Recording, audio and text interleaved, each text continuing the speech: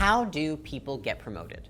Have you ever had an experience where you're really good at what you do, you're reliable, you're on time, you're always getting your work done, you're focused, and people actually can depend on you? But you see that others who seem less experienced or even less educated are getting promoted faster than you. I've run 4 companies and hired over 1,000 people. Today, I want to share with you the 4 secrets of getting promoted that nobody will tell you.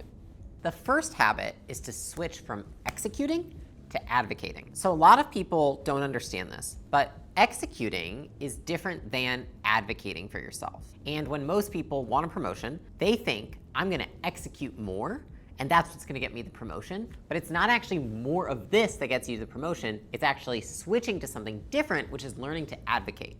Let me give you an example. I say this to my team all the time, which is, if a tree falls in a forest, but nobody sees it or hears it fall, did it fall? The same goes for doing work. If you do work, you don't tell anybody about the work you do, and nobody sees the work you do, then does the work get done? In their minds, from their perspective, no. For you, you might be thinking, I'm over here working my butt off. Why do people not understand what's going on? And it's because you probably are a phenomenal executor, but you're not yet a phenomenal advocate. Back when I had my company Gym Launch, I had a director of our coaching program, and he had moved up from being over sales to being over coaching. And I saw that he was a phenomenal executor. But I noticed that there were some discrepancies in terms of he was really great at execution, but he wasn't the best advocate of himself. And something that I noticed was I had brought in a CFO.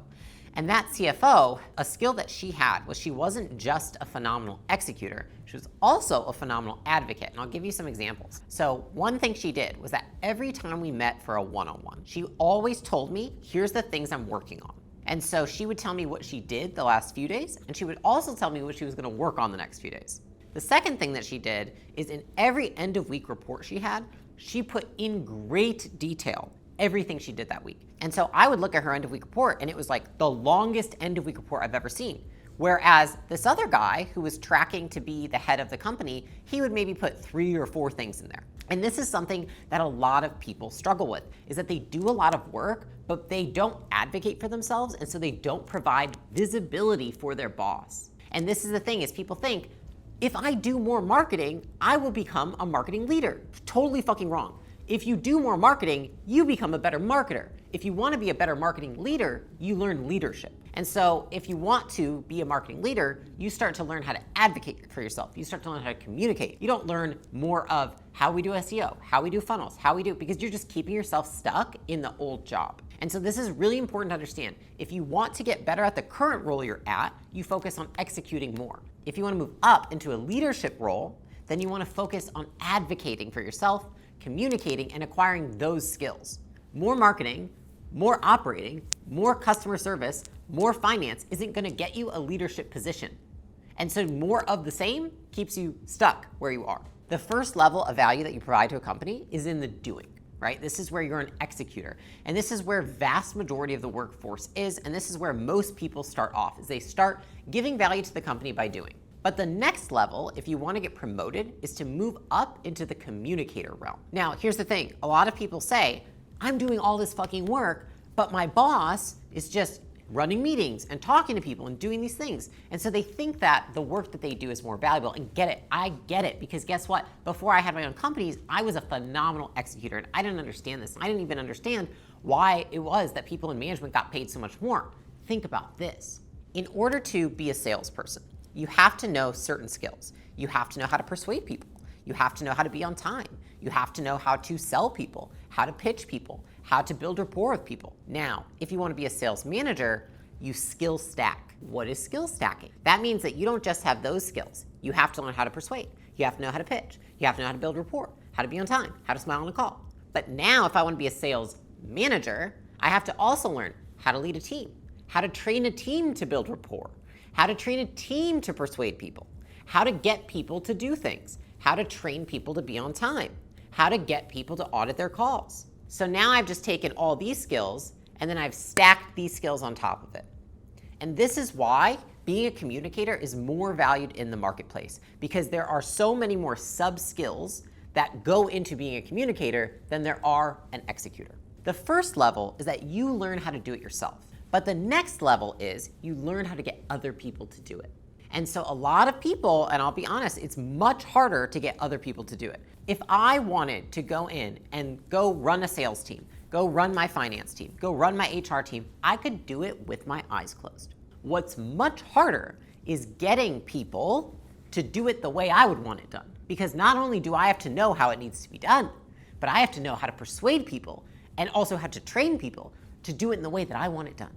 And so if you're sitting there wondering, I don't know, I work more hours, longer than my boss, and I'm not getting promoted, and I don't know why I'm not valued the same way this person is, it's because you don't have as many skills. We need to look at it objectively.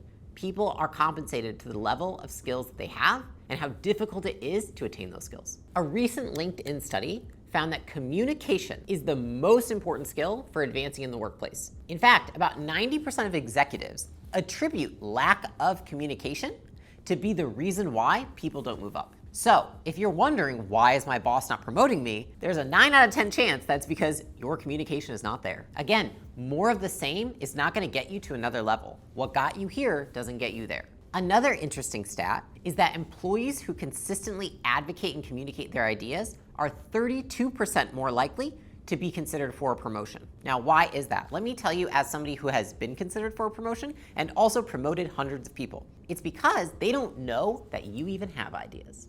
Seriously. There's a lot of people, right? So say I have 10 people in my company, and out of those 10 people, none of them give me their ideas. How do I know those ideas even exist? How do I even know they have ideas in their head? So if 2 people out of the 10 give me ideas, 1, I immediately pay attention to those people. 2, I see they have communication skills. 3, I see that they have the ability to manage stress because they're coming to me and bringing me ideas. So that's telling me that they're pushing themselves out of their comfort zones. And then those other 8 people, I don't know. Do they have the communication skills? Do they have ideas? Do they think about their job in their free time? I have no idea. And so that is why people who speak up, they advocate for themselves, and they communicate are more likely to be promoted. Now, I will say this, as a boss, I look at people who are quiet, and I try to, what I say is like use pull management to pull things out of them. But I will tell you, you will make it a hell of a lot easier on yourself and your boss to get promoted if you push it to your boss rather than expecting them to pull it from you. To sum it up, you don't need more technical skills to move up.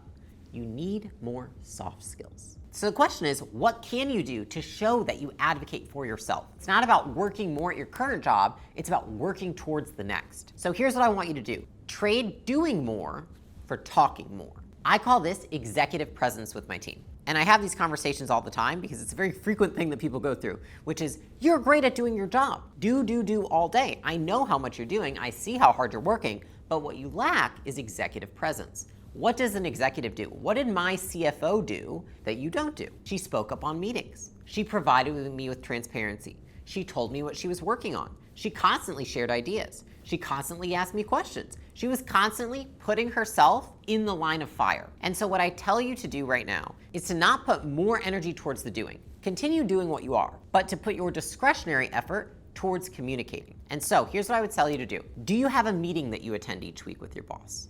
Do you have a one-on-one that you attend with them? Do you have a report that you turn into them? I want you to put triple the effort into it this time. So if it's a meeting, I want you to challenge yourself to speak up 3 times. If it's a one-on-one, I want to challenge you to come prepared, to prepare ahead of time, and to give them visibility into everything you did between that one-on-one and your last one-on-one. And if you're really going for it, this is what I tell people that are a little more advanced. They've already got down the meetings and the one-on-ones. I want you to offer to do a presentation for the team. What you're doing is you're putting yourself in a situation where you are learning those skills that leaders have. And here's the thing. Everyone asks me, they're like, Layla, how do I become a leader? How do I get better at being an advocate rather than just an executor? By freaking doing it. You don't get better by reading more fucking books about hard conversations and presentations. You get better by putting in the reps. At first, you're gonna suck. Then you're gonna be okay. Then you're gonna be good. Then you're gonna be great. And then one day, you can be fucking excellent. But it all starts with being okay sucking. Guys, look at my first YouTube video I ever made. Dog shit. And that's after running a company for 8 years. It's kind of frightening. But I said, I'm not gonna quit. I'm not gonna give up. I'm gonna keep going. You have to put in the reps. And I'm telling you, the only way to get these skills to move up in the company is by doing it. And you're gonna suck at first, but that's okay, because one day, if you keep going, you will be amazing. The second habit you want to build to get promoted in the workplace is to switch from operating in just the now to operating in the now plus tomorrow. If you want to grow in your role, what you want to learn is how to pull the future into the present. I want to give you 2 stories and examples of people that came into my last company. I brought in a financial leader. This person came in, and the first thing that she did was she built out, this is the vision for the department. This is what we need to be in 18 months. Here's the people I'm going to need to hire. Here's what the roles look like. Here are the processes we need to have in place. And here are the outcomes we need to drive. And she called this her North Star guiding document. And so she used this every time she was making a decision, every time she was planning the quarter, and every time she was deciding to do something for a department. This document was about 8-9 pages long. Just how I make a vision document for my company showing us this is where we're going, it was that for her department. On the other hand, I brought in a systems leader about the same time. And that gentleman came in. The first thing that he started doing was just doing work. He started saying, I'm just gonna start doing the work. He started taking on the work that was there. And then I said, where's the department going? And he wasn't really sure. It was very clear about 4 months in, there was too much work for just him. And he said, do you think we should hire someone? And I was like, I mean, yes, but what's your hiring plan? Do you know what the team needs to look like? Like, where are we going? What are we gonna need? What are the systems? Do we have processes? And he couldn't answer any of those questions. What was the difference between those 2 leaders? The difference was that my financial leader was proactive, while my systems leader was reactive. The best leaders are constantly operating in the proactive. Successful leaders anticipate challenges and opportunities, and then they guide their teams towards those future goals rather than just reacting to whatever's coming their way. The reason why so many people don't get promoted is they cannot make it out of the execution spiral. They don't take enough time to think, to get themselves above the problem, and they just do. Every problem gets solved with doing more, fixing, reacting. And so they never take themselves out of their bubble. I call it like the bubble of execution, to get above the bubble of execution and go into the bubble of planning. And I think that the best leaders know how to operate within these 2 places. Something I've had to learn over time is when I need to be in my execution bubble and when I need to be in my planning bubble. The issue is that many people can only be in one or the other. And you might know this if you're thinking of your colleagues or maybe people that you've hired, which is like you have some people who it's like they can think, but they fucking suck at doing anything and they never get their hands dirty. Half the team resents those people and they're like, that motherfucker doesn't do shit. Whereas the other side, there's these people who are like doing. People are like, man, they get so much shit done, such a beast, all this stuff. But you're like, you know, I think if you just took like a day, you might be able to like prevent a lot of the problems you're fixing. And here's the thing. I have talked to so many people, interviewed so many people who tell me about how they're in a job where they feel burnt out because they're just doing all the time. And I've brought those people into my companies, and what I've found is that they have trained themselves to be constantly doing, and never getting above the doingness. And so it's not that the job burned them out, it's that they burned themselves out. They burn themselves out because they don't realize that thinking is part of the job. In order to get promoted, you have to make time to think and get ahead of the department. Because think about it, if you are not ahead of the department, how does the department grow? And if you're not growing the department, who's growing the department? It becomes your boss's job. I can tell you this because I've had many leaders who come in, and when I have one of those reactive leaders who's in this doing spiral, I have to do half their job. I have to do their organizational planning. I have to do their hiring forecasting. I have to suggest what systems we use. I have to tell them the things that they're not thinking about. I have to do their strategic planning for them. And then I recognize, usually when I'm getting caught up, oh, this isn't my job. It's actually that they have a lack or a deficit in theirs. What I've recognized is that until somebody can pull the future into the present and create that compelling vision for their department and really forecast and plan, then they're not ready for that leadership role. Because the reality is, if they spend all their time reacting, where's their team? Their team is gonna follow their cue. And so they're gonna create this execution spiral on their team, which I don't want, because I don't want people who feel like they're constantly reacting things, they're constantly not able to predict their work, and they're constantly in this state of like almost on the edge of burnout. The thing is, you set the pace of the team.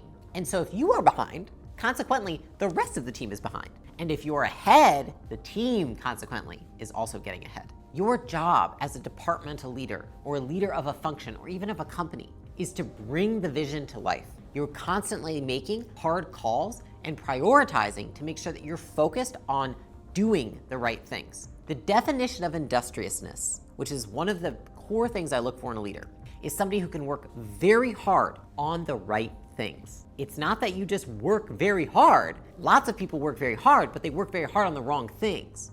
Have you ever felt like that? Where it's like you're constantly working super hard, but nothing is moving forward.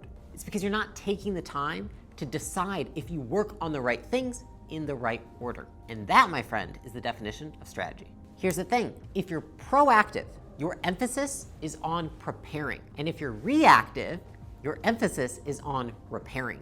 And so, if you find yourself constantly repairing in your job, I want to take a second to ask you this. Do you think if you took 2 days where you blocked your calendar and all you did was plan, and all you did was think, how could I get ahead, and strategize and prioritize all the things that you're doing, do you think it would make your life and your team's lives easier? If the answer is yes, you should do that all fucking day. And by the way, I do this all the time. I put time on my calendar. I did it this morning. I blocked 3 days in the next 2 weeks because I knew that I'm getting close to an execution spiral and I need to get ahead of the things I'm doing to prioritize and prune my list so I can make sure that I get ahead. The best leaders schedule their priorities rather than looking at their schedule and asking, where do I fit my priorities in? Your priorities should be represented on your calendar. And so this is a great place to start. If you look at your calendar and you think, wow, I'm not moving anything forward this week, guess what? Fucking move it. Because that's what leaders do. They move things forward. And so if you want to get promoted to be a leader, you too learn to move things forward. It's really like, instead of making 100 decisions, you think 100 times about one decision.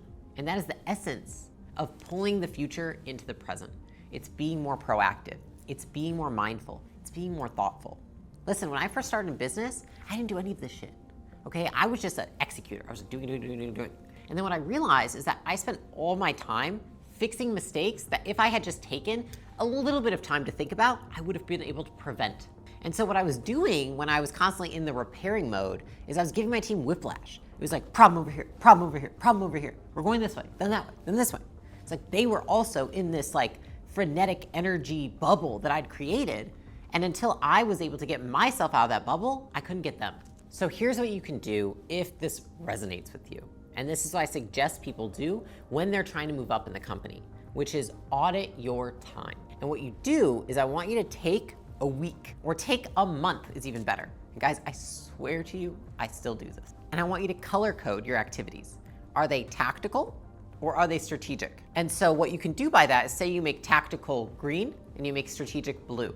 And then you can visually see how much time do I spend thinking, prioritizing, strategizing, versus doing and executing. And oftentimes what you'll find is if you're feeling very reactive, is that you need to be able to say no to some of the fires that are popping up in order to say yes to growing your department. Here's the third habit to get yourself promoted.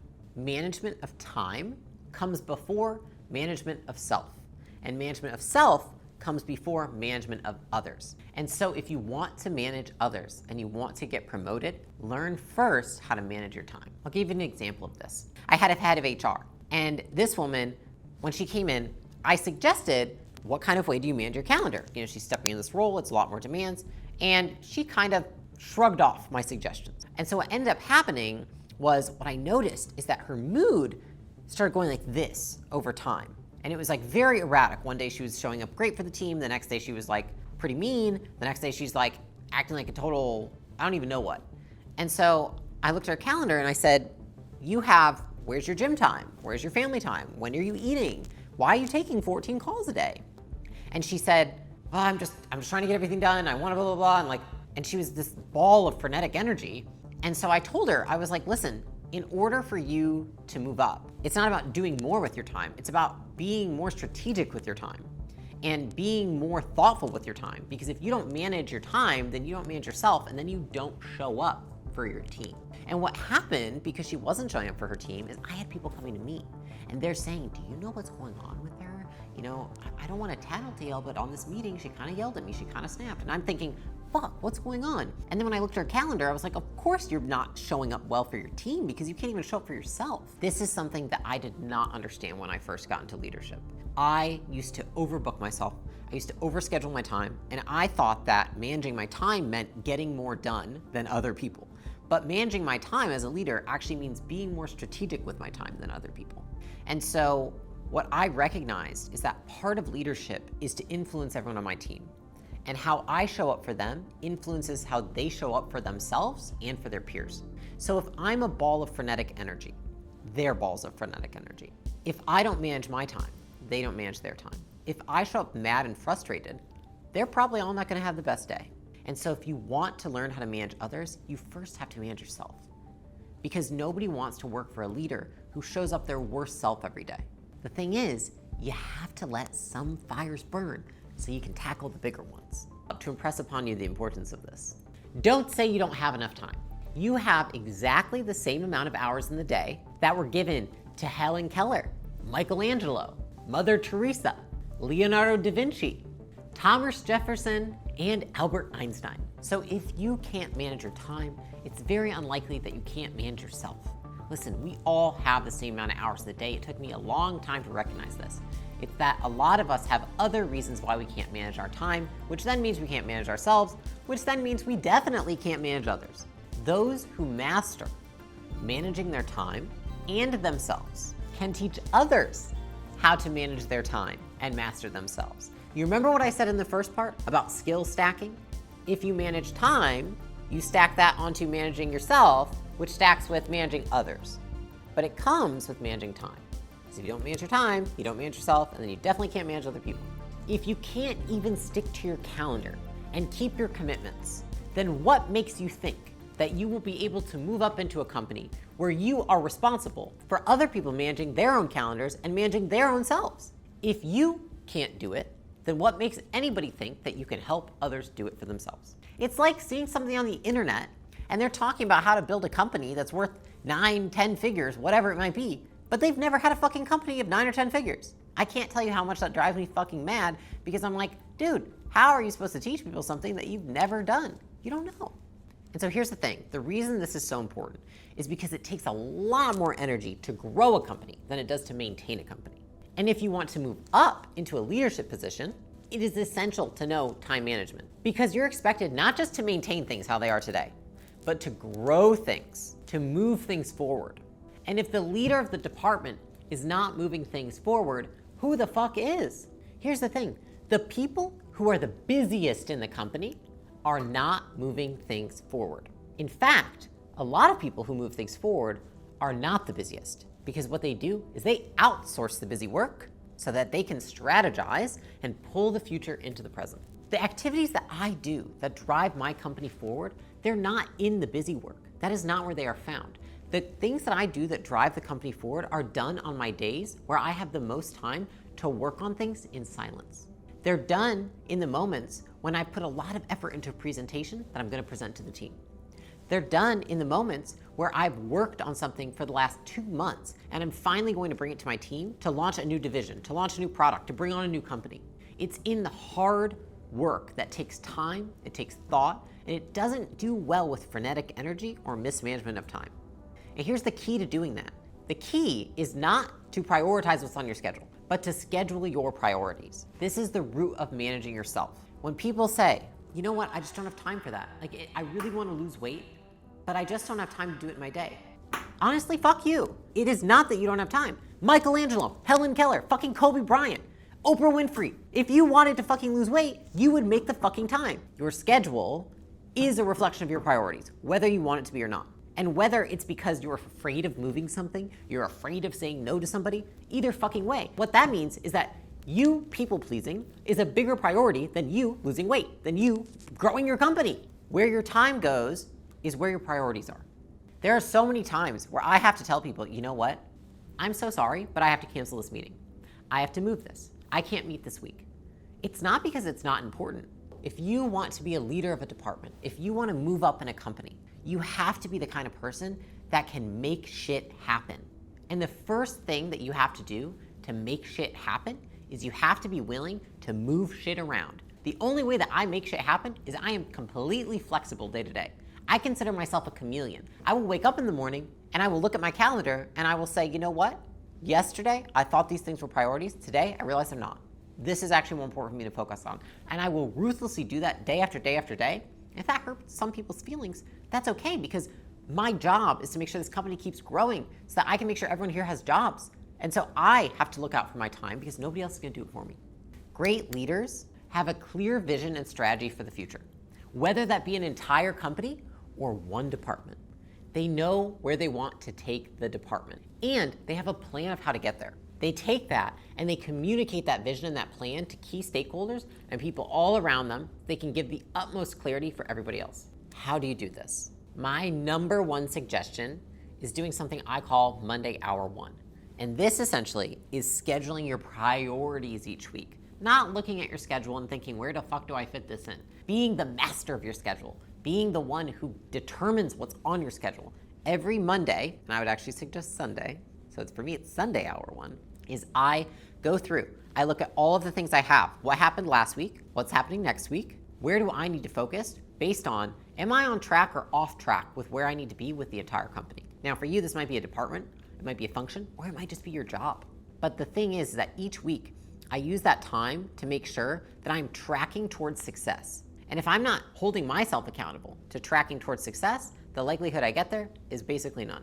And here's the thing, I actually made a video on how to do this. So if you want to know more about how to schedule your calendar in this way, go ahead and check this video out right here.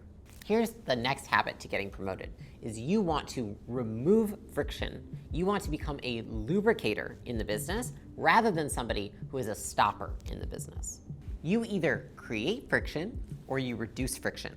People who reduce friction get promoted. So think about it like this. If you take a lot of time from your current manager and they do not get a lot back from the time they've spent with you, meaning the return on their time was low, the likelihood you get promoted is low. People who get promoted do more with less. If, for example, you take 2 hours a week from your manager, but you give them back 20, you are worth more than somebody who takes 2 hours from them and only gives them back 3 hours. You either create a positive or a negative ROI for your manager and for the whole company.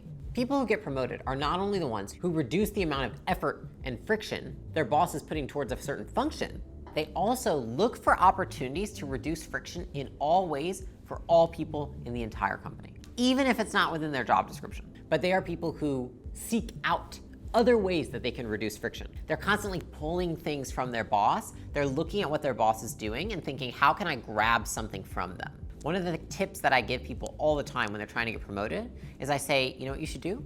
Go look at your manager's calendar, and I just want you to go ask if you could take something off. When I was in the process of selling my company and I had a COO in place, one of the tips I gave her and something that we put into place was that every week I asked her before the week started to look at my calendar and tell me what she could take from me. And this was probably the best practice that we could have had because one, it was a very positive experience for me because I was like, wow, this is amazing. You can take all this stuff off my plate. Two, she was elevating herself and learning by that process. And then what we had time to do, because she would let me know the things, is then we could sync ahead of time and I could walk her through some of those things. So what's happening is that she might take 6 hours of things off of my calendar, and it might just take a 15-minute touch base with me so I could debrief her on those things so then she could take those 6 hours away. And so if you're trying to get promoted, one of the best things you could do is constantly calendar grab. Calendar grabbing is where you're like grabbing up at all the items on your manager's calendar and seeing what you can take on your plate. And so by doing that, not only do you reduce friction, you also create a higher ROI for your manager. And so if you're sitting here and wondering, I wonder if I add or create friction, simply ask your manager these questions, okay? 1, do I make your life easier or harder? It's a real question. I can tell you right now, there are some people who I'd have to think about it. Whereas there's some people where it's like a complete no-brainer. You're like, totally make my life easier. It's a home run. Like they're a complete positive ROI. The next question that you could ask is, how hard would you fight to keep me? Meaning, if you said, I'm out and I want to leave tomorrow, how hard would you fight to keep me here? Those 2 questions will tell you, are you in the negative? Are you in the positive? Are you reducing friction? or are you creating friction? And so if you're not aware of where you sit with your manager, those are the two questions that I would use to ask that person to have a real conversation so that you can actually calibrate where you're at. And if you're recognizing and listening to this right now and thinking, you know what, I actually don't take much off of my manager's plate. I don't take much, and I think that though I reduce friction by having my job, I'm not like constantly pulling things. My suggestion is go look right now at what they have on their calendar next week. Find at least one thing you can take off. And then, for the first time, ask them permission, can I take this off your plate? Here's the thing, just because it's not your job doesn't mean it can't be your responsibility. And the best leaders in the company, guys, they don't look at themselves as the leader of marketing, the leader of sales, the leader of customer success. They look at themselves as a leader in the company. And they take everything personally, and they recognize that not everything fits perfectly into a job description. And they're okay with that, and they're willing to take things on when they have the time and they have the skills to do so. And the best leaders look at themselves as advocates of the company rather than leaders of a function.